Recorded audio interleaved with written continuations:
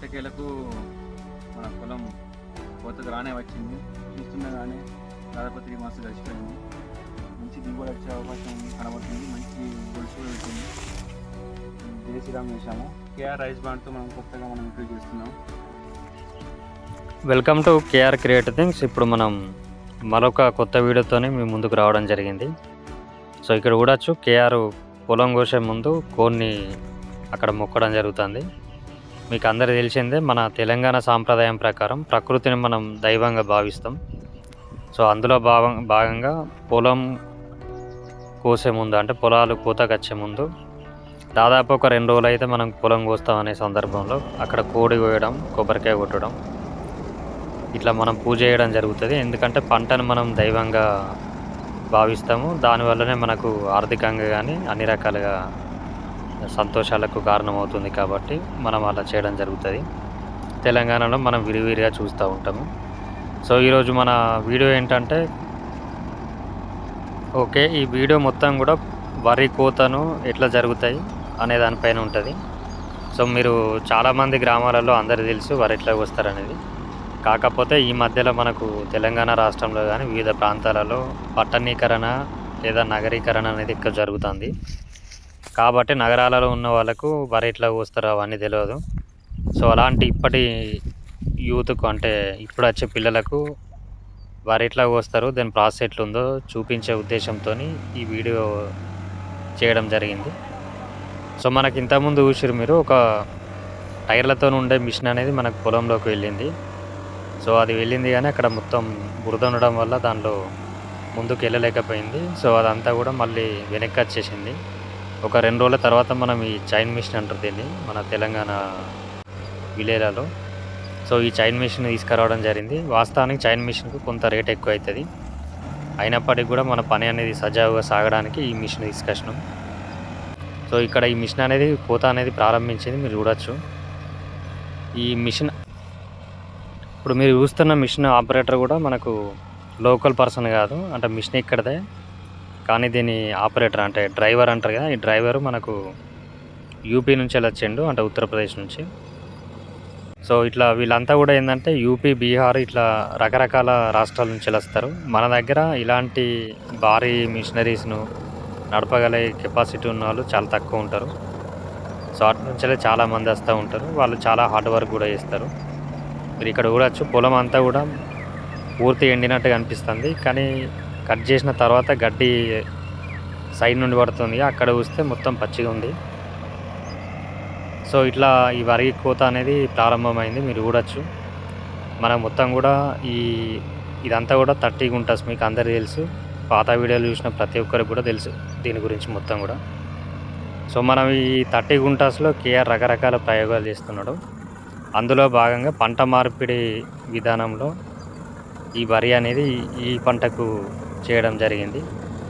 మీకు అందరికీ తెలుసు, 30 గుంటాస్లో 30 వెరైటీస్ ఆఫ్ వెజిటేబుల్స్ పండించినాం మనం. సో అది కూడా మీరు పాత వీడియోలు చూస్తే చూడొచ్చు. అందులో కూడా మనం కూరగాయలు పండించిన తర్వాత ఆ 30 వెరైటీస్ తర్వాత మళ్ళీ తక్కువ వెరైటీస్, ఒక 3-4 వెరైటీస్ పండించినాం. ఆ 3-4 కూడా కేఆర్ కేవలం సరుకు ఆధారిత పంటను తీయడం జరిగింది. అంటే క్రిమి సంహారక మందులు ఏమీ చల్లకుండా కేవలం వెనిగర్, నీమ్ ఆయిల్, సరుపు, ఓన్లీ వీటితో మాత్రమే క్రిమిసార మందులా స్ప్రే చేయడం జరిగింది. సో ఇట్లా మనం చూడొచ్చు, ఇంకో పంటలోకి వెళ్తుంది. సో ఈ మిషన్ అనేది మనకు తెలంగాణలో విరివిరిగా అన్ని గ్రామాల్లో కూడా వీళ్ళు తిరుగుతున్నారు. మనం గతంలో చూడొచ్చు, దాదాపు ఒక 10 సంవత్సరాల క్రితం అనేది ఈ మిషనరీస్ అనేటివి మన అగ్రికల్చర్లో తీసుకురావడం జరిగింది. అంతకుముందు అంతా కూడా మీకు అందరికీ తెలిసిన విషయమే, మనుషుల ద్వారా కోపించి తర్వాత దాన్ని ఒక కుప్పగా నేర్చి దానిపైన ట్రాక్టర్ ద్వారా తిప్పి అప్పుడు ఆ తూర్పాలు పట్టడం అనే ప్రక్రియ ఉంటుంది. దాని ద్వారా వడ్లను తీసుకొని దాన్ని బియ్యంగా నూర్పిడి చేసేవాళ్ళు. ఇప్పుడు అలా కాకుండా కొత్త టెక్నాలజీ ప్రకారం టోటల్గా కూడా ఏంటంటే ఈ వరి కోత మిషన్ ద్వారానే వరి నుండి డైరెక్ట్గా వడ్లను సేకరించడం, వాటిని దాదాపు ఒక 10 రోజులు ఆరబోయడం, దాన్ని మిల్లుకు పట్టించి రైస్గా కన్వర్ట్ చేయడం. సో ఇట్లా జరుగుతుంది. అంటే దీనివల్ల మనకేంటంటే సమయం అనేది చాలా తక్కువ సమయంలో అయితుంది. మనం పాత పద్ధతిలో చూసుకున్నట్లయితే దాదాపు 15 రోజులు పట్టేది ఈ వరి నుండి గింజలు అంటే వడ్లు రావడానికి. సో ఇప్పుడేంటంటే కేవలం ఒక గంటలోనే వడ్లనేటివి మన చేతికొస్తున్నాయి. సో యంత్రాల ద్వారా ఈ వ్యవసాయంలో చాలా మంచి ప్రగతిని కూడా మనం సాధించడం జరుగుతుంది. చూడొచ్చు ఇక్కడ వరి అంతా కూడా పూర్తిగా ఎండినట్టు కనిపిస్తుంది. కానీ మీరు కట్ చేసిన తర్వాత చూస్తే చాలా పచ్చిగా ఉన్నది. సో ఈ వరిని కూడా మనం అంతకుముందు మనుషుల ద్వారా తీపియడం, అంటే ఈ వరి కోసిన తర్వాత ఆ మిగిలిన గడ్డిని అలా మనుషుల ద్వారా తీయించడం, దాన్ని కుప్పలుగా చేసి తర్వాత పశువులకు కానీ ఇతర జంతువులకు ఆహారంగా ఉపయోగించేవాళ్ళం.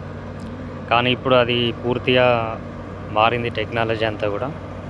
ఇలా వడ్లు సేకరించిన తర్వాత ఒక ట్రాక్టర్కు ప్రత్యేకమైన యంత్రం ఉంటుంది. దాని ద్వారా వరిని కట్టలుగా కట్టడం జరుగుతుంది. ఆ కట్టల ద్వారా ఆ కట్టలను అమ్ముకోవడం కానీ లేదా సొంత పశువులు ఉంటే వాటికి ఉపయోగించుకోవడం కానీ జరుగుతుంది. సో ఇలా యంత్రాలు అనేది చాలా ఉపయోగకరంగా మారింది వ్యవసాయ రంగంలో. సో మీరు విరివిరిగా చూడొచ్చు గ్రామాల్లో ఉన్న వ్యక్తులైతే. సో ఇక్కడ చూడొచ్చు మనకు ఒక దఫా అంటే ఆ మిషన్లో ఒక బాక్స్ అంటే ఒక బాక్స్ లాంటిది ఉంటుంది. అందులో మొత్తం నిండిన తర్వాత దాన్ని పూర్తిగా కూడా ట్రాక్టర్లోకి తీసుకురావడం జరుగుతుంది. ఇలా ట్రాక్టర్లో నింపిన తర్వాత దీనిని వరి కల్లాల దగ్గరికి లేదా ఐకేపీ దగ్గరికి తీసుకెళ్ళడం జరుగుతుంది. దాని తర్వాత ఐకేపీ ద్వారా మనం అమ్మకాలు జరగడం జరుగుతుంది. కొంతమంది రైతులు మాత్రం వీటిని ఇంటి వద్ద ఉంచేసుకొని దాదాపు ఒక 15 నుంచి 20 రోజుల వరకు ఆరబెట్టిన తర్వాత మిల్లుకు తరలించడం జరుగుతుంది. దాన్ని వడ్లను బియ్యం రూపంగా మార్చి ఆ బియ్యాన్ని లోకల్ అంటే తెలిసిన వాళ్ళకు సప్లై చేయడం జరుగుతుంది. అది ఆర్థికంగా వాళ్ళు నిలదొక్కుకోవడానికి చాలా మంచి ప్రయత్నం అది. ఇలా చేసినట్లయితే రైతులు చాలా ఆర్థికంగా లాభపడడానికి అవకాశం ఉంటుంది. సో ఇప్పుడు మన కేఆర్ కూడా చేసేది ఏంటంటే ఇవన్నిటిని కూడా మిల్లుకు తరలించడం జరుగుతుంది. దానిని బియ్యం రూపంలో మార్చడం అనేది కేఆర్ ఉద్దేశం. ఇప్పుడు మీరు చూస్తున్నాయి జై శ్రీరామ్ అనే రకానికి సంబంధించినవి, అంటే సన్నం ఉంటాయి వడ్లు అనేటివి. దాంతోపాటు మీకు బియ్యం కూడా చాలా సన్నం వస్తుంది. ఓకే, మొత్తానికైతే కేఆర్ ఆ ట్రాక్టర్ డబ్బాలు అటు ఇటు దాన్ని జరపడం జరుగుతుంది. అది వరి కోసే మిషన్ అనేది కుప్పలా పోసి వెళ్ళింది కాబట్టి. సో ఇంకొకటి ఏంటంటే కేఆర్ అతి త్వరలో మీ అందరికీ వరికి సంబంధించి అంటే బియ్యానికి సంబంధించి ఒక మంచి గుడ్ న్యూస్తో మీ ముందుకు రాబోతున్నారు. సో చాలామంది ప్రజల నుండి వస్తున్న డిమాండ్ని దృష్టిలో పెట్టుకొని కేఆర్ ఈ కొత్త ఒక వ్యవస్థను స్టార్ట్ చేయబోతున్నాడు. సో మీరు అతి త్వరలోనే ఆ శుభవార్త వింటారు మన యూట్యూబ్ ఛానల్ కానీ మన సోషల్ మీడియాల ద్వారా కానీ. సో చూడొచ్చు ఆల్మోస్ట్ వరి కోయడం అనేది పూర్తిగా వచ్చింది. ఇంకొక బంట అయితే అయిపోతుంది. సో ఈ వరి ఎవరైతే కోస్తున్నారో మిషన్ ఆపరేటర్ ఆయనతో కూడా మేము మాట్లాడించడం జరిగింది. ఆయనకు చాలా ఎక్స్పీరియన్స్ ఉన్నది ఈ మిషన్ నడపడంలో. దాదాపు 15 సంవత్సరాల నుంచి నడుపుతున్నాడు. దాదాపు 15 సంవత్సరాల నుండి ఈ మిషన్ ఆపరేట్ చేస్తున్నాడు. సో అక్కడ యూపీలో కానీ బీహార్లో కానీ ఎట్లా ఉంటుంది అంటే ఎడ్యుకేషన్ అనేది చాలా తక్కువ ఉంటుంది. ఇలా అంటే వృత్తి నైపుణ్యాలు నేర్చుకోవడంలో చాలా ఆసక్తి చూపిస్తూ ఉంటారు. సో ఆయనతో మాట్లాడిన క్లిప్పింగ్స్ కూడా మీకు వీలైతే ఇదే వీడియోలో వినిపించడం జరుగుతుంది. సో పక్కన కూడా వచ్చి కేఆర్ మొత్తం అయిపోయిందని చెప్పేసి మనకు సిగ్నల్ ఇవ్వడం, విజయోత్సాహంతో 2 థమ్స్ మనకు చూపించడం జరుగుతుంది. సో ఆల్మోస్ట్ వీడియో కూడా ఎండింగ్కి వచ్చినట్టే మనకు. సో వీడియో అంతా కూడా చూడండి, ఎందుకంటే కొత్త వాళ్ళు ఎవరైతే ఉంటారో అంటే ఇప్పుడు వచ్చే జనరేషను పిల్లలు కానీ వాళ్ళకు వరి కోయడం, నూర్పిడికి సంబంధించి ఎలాంటి విషయాలు కూడా తెలియదు కాబట్టి ఈ వీడియో చూపించడం ద్వారా వరి మనకు ఈ విధంగా వస్తుంది, మనం దాన్ని వండుకొని తింటాం అనేది కూడా పిల్లలకు చెప్పడం ద్వారా ఆ అన్నం యొక్క విలువ అనేది వాళ్ళకు కూడా తెలుస్తుంది. రైతులు ఎంత కష్టపడుతుంది, ప్లేట్లకు వస్తుంది అనేది కూడా పిల్లలకు కూడా అర్థమవుతుంది. సో లాస్ట్ ఇది ఒకసారి అటు మిషన్ వెళ్ళిందంటే కటింగ్ అంతా కూడా అయిపోతుంది. సో చూడొచ్చు మనకు ఈ మిషన్‌లో గూడా రకరకాల పరికరాలు ఉంటాయి. ఒకటేమో గడ్డిని వేరు చేసే పరికరం ఉంటది. ఇంకొక పక్కనేమో వడ్లను సెపరేట్ చేయడం జరుగుతది. సో ఇట్లా మిషనరీస్ గూడా మనకు చాలా విరివిరిగా అందుబాటులో ఉంటాయి. వ్యవసాయంలో రాను రాను ఇంకా కొత్త కొత్త మిషనరీస్ గూడా తెప్పియడానికి ప్రయత్నాలు చేస్తున్నారు ప్రభుత్వాలు గూడా. ఒకటి రైతులకు చాలా ఇబ్బందికరమైన విషయం ఏంటంటే, వరి నాట్లప్పుడు కూలీల కొరత అనేది తీవ్రంగా ఉన్నది. దాని గురించి కూడా మిషనరీస్ ఉన్నాయి. కాకపోతే అవి చాలా తక్కువ సక్సెస్ అయినాయి. కాబట్టి అందరూ మనుషుల ద్వారానే ఇప్పటివరకైతే నాట్లు వేయించడం జరుగుతుంది. సో ఇది లాస్ట్ డబ్బా మనకు చూడొచ్చు. అందులో మొత్తం వరి అంతా కడిగేయడం జరిగింది. తర్వాత అదంతా కూడా డబ్బాలో వేయడం జరుగుతున్నది. సో అంతా అయిపోయిన తర్వాత కేఆర్ ఒకసారి మాట్లాడడం జరుగుతుంది. అసలు ఎంత సమయం పట్టింది, ఎంత వడ్లు వచ్చినాయని అందాజకు అడగడం జరుగుతుంది. అతను ఆపరేటర్ ఎవరైతే ఉంటారో డ్రైవరు ఆయన బుక్‌లో రాసుకున్నాడు. దాని ప్రకారం हेलो చేస్తున్నాడు गाइस, అన్నమాట. मेरा नाम जितेंद्र कुमार है। मैं बिहार से हूँ। इधर तेलंगाना में रामागुंडम गांव में आया केआर भाई का खेत काट करने के लिए। मैं हर साल आता इसके पास। बहुत अच्छा आदमी है। हर साल मैं आता। क्या बोलना है इसके बारे में, जितना ही बोलो उतना कम है इसके बारे में। बहुत अच्छा आदमी है।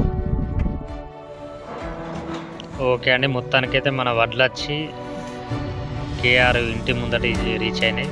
సో వాటిని అన్నింటిని కూడా ఆరబెట్టే ప్రయత్నం చేస్తున్నాడు కేఆర్. ఇలా వడ్లను దాదాపు ఒక వారం నుంచి 10 రోజుల వరకు ఆరబెట్టడం జరుగుతుంది. దాని తర్వాత దాన్ని మిల్లుకు తరలించి వడ్లను బియ్యంగా నూర్పిడి చేయడం జరుగుతుంది. ఈ కొత్త బియ్యాన్ని కూడా చాలామంది స్టోర్ చేయడం జరుగుతుంది ఆ ఇళ్ళలో కూడా. దాదాపు 3-4 నెలలు స్టోర్ చేసిన తర్వాత వాటిని వండుకోవడం జరుగుతుంది. అప్పుడు టేస్ట్ అనేది చాలా బాగుంటుంది. సో ఓకే అండి. ఇప్పటివరకు మన వీడియోను చూసిన వాళ్ళందరూ కూడా లైక్ చేయండి. అదేవిధంగా కొత్త వాళ్ళు సబ్స్క్రైబ్ చేయండి. మీ ఫ్రెండ్స్కి కానీ ఫ్యామిలీస్కి కానీ అందరికి కూడా షేర్ చేయండి. Okay, thank you so much ఇప్పటివరకు ఈ వీడియోని చూసినందుకు. మరిన్ని కొత్త కొత్త వీడియోల కోసం మన కేఆర్ క్రియేటివ్ థింగ్స్ను సబ్స్క్రైబ్ చేయండి, షేర్ చేయండి, లైక్ చేయండి, కామెంట్స్ పెట్టండి.